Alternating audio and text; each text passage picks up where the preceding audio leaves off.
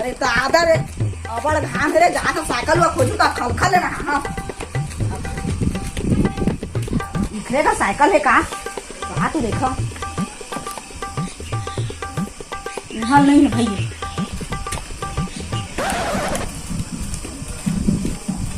हाल देखो ये वो साइकिल है रात हो चला ले घूम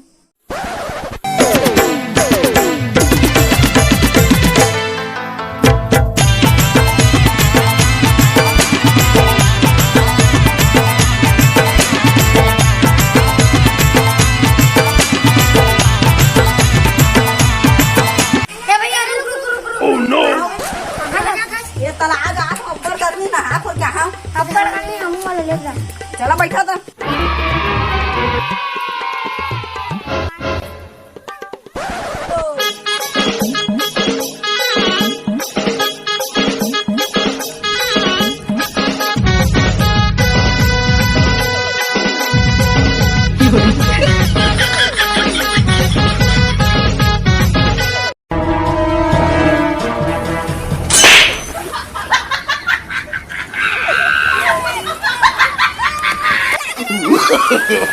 No, no.